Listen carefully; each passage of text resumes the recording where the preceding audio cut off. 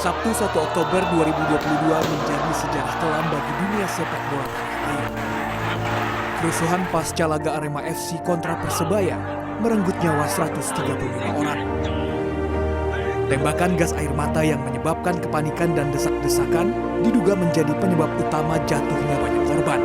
Saya rasa di G13 itu semacam kuburannya adik-adik saya. Saya menyampaikan duka cita yang mendalam atas meninggalnya 129 orang saudara-saudara kita dalam tragedi sepak bola di Kanjuruhan, Malang, Jawa Timur. Selepas wasit meniup peluit panjang, beberapa supporter masuk ke lapangan untuk meluapkan kekecewaan dan memberi semangat kepada pemain. Tak ada kekerasan di sini. Terlihat Kapten Arema Johan Alfarizi sempat berangkulan dengan beberapa supporter sambil menangis. Pitch invasion memang merupakan salah satu tradisi di Aremania. Baik menang ataupun kalah, para supporter memang kerap turun ke lapangan usai pertandingan. Tak lama kemudian supporter yang masuk semakin banyak dan situasi makin panas. Tak lama aparat keamanan mulai memukul mundur para supporter dan menembakkan gas air mata.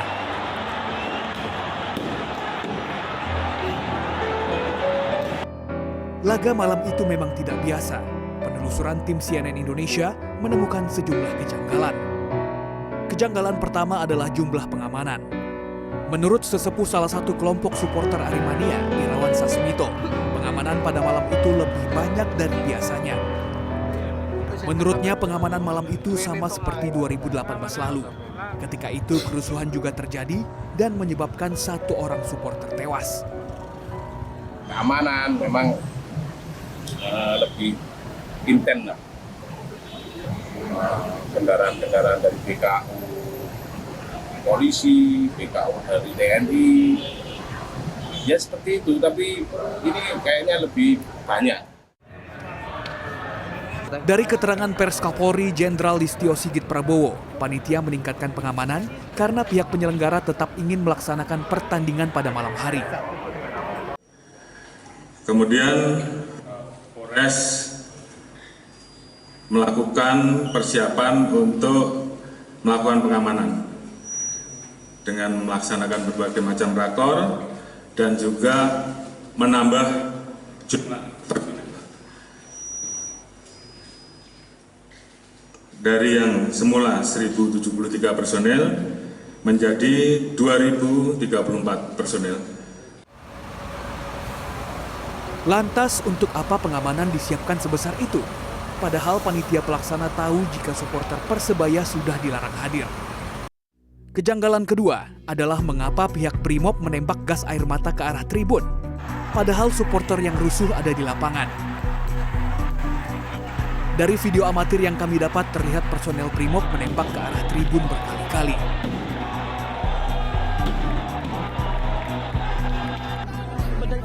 Tembakan gas air mata ke arah tribun membuat kepanikan luar biasa. Para supporter kemudian berebut untuk keluar sehingga justru menyebabkan banyak korban tewas karena terhimpit dan terinjak.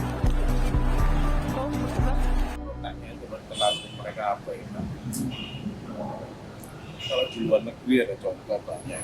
Kita lihat akun-akun ultras. Kalau kerusuhannya di sini ya dilokalisir di sini.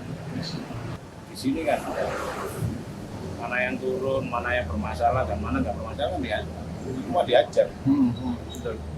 Orang yang di tribun aja paling ingin nonton video ajar juga. Kejanggalan ketiga adalah adanya flare dari tribun VIP. Flare adalah kembang api suar yang menghasilkan cahaya terang tanpa ada ledakan. Sebagai informasi, tribun VIP biasanya diisi oleh keluarga atau kerabat pemain, pejabat daerah, dan polisi. Aneh itu ada flare, tapi nyalanya di VIP. Nggak tahu kan dilemparkan di depan band itu. Kerumunan polisi itu, pemain masuk semua itu ada asap red flag. Lempar dari mana? Dari VIP. Sak terjumblek dari dulu sampai sekarang nggak pernah tahu saya. VIP nge-flare nggak ada. Yang ada Tribun Selatan, di Fasud, di Farnot, Skor, di 10, di 14.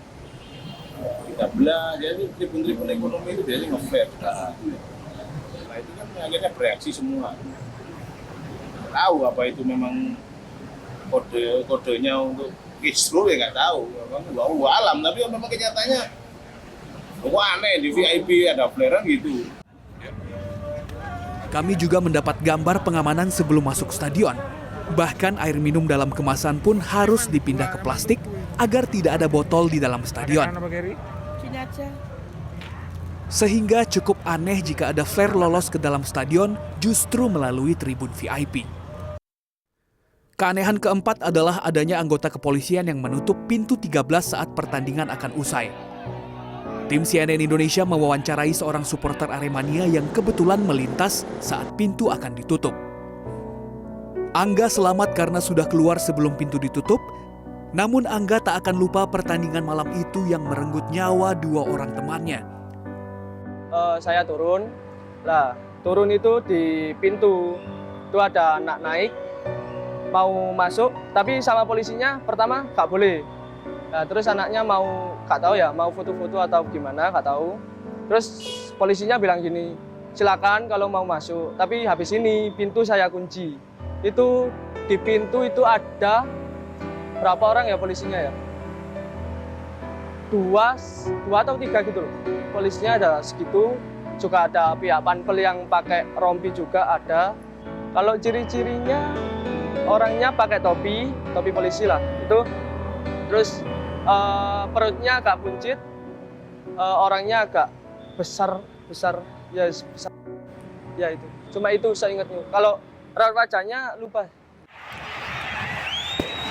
Temuan mengenai sederet kejanggalan yang menyertai tragedi Kanjuruhan ini kemudian kami diskusikan dengan pengamat sepak bola Amal Ganesa warga negara.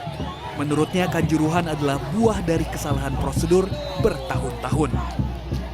Saya tidak ada masalah dengan menambah jumlah personil keamanan yang banyak dalam pertandingan yang high risk, tapi supporter sebelahnya nggak datang. Itu kan bagus, malah antisipasi kan. Antisipasi kalau ada apa-apa. Cuman ya balik lagi sebenarnya ada masalah di knowledge, di pengalaman dan pengetahuan tentang cara menangani massa dalam pergelaran olahraga kayak gitu. Kalau saya meyakinnya itu Mas, bukan masalah personilnya banyak atau kecil, ini masalah knowledge, masalah pengetahuan gitu. Ya saya pernah nonton derby yang sangat keras, sangat atmosfernya tegang itu ya, Schalke versus Dortmund, saya udah pernah nonton. Jadi mereka tuh mikirin inflow, bahkan mikirin dari mana supporter akan masuk, gimana dari mana dan di titik mana supporter akan keluar. Oke, kalau di titik ini kita kasih ABC, kita kasih misalnya, di sini harus ada jalur transportasi untuk biar massa nggak berkumpul gitu-gitulah. Jadi sebenarnya sama, supporter sepak bola di dunia ini tuh sama. Cuman yang beda itu yang mengontrol mereka. Kini meski kasus hukum masih belum usai, pemerintah telah memutuskan untuk melanjutkan kembali pelaksanaan Liga 1 tanpa supporter. Kembali bergulirnya Liga 1 ini disayangkan Aremania. Pasalnya penanganan kasus tragedi Kanjuruhan hingga kini belum memberi keadilan bagi para korban. Menurut salah satu Aremania, Udin Muharto, tragedi Kanjuruhan harus diusut tuntas dahulu sebelum melanjutkan pelaksanaan Liga 1, agar peristiwa serupa tak terjadi lagi di masa mendatang. Tim CNN Indonesia, Jakarta.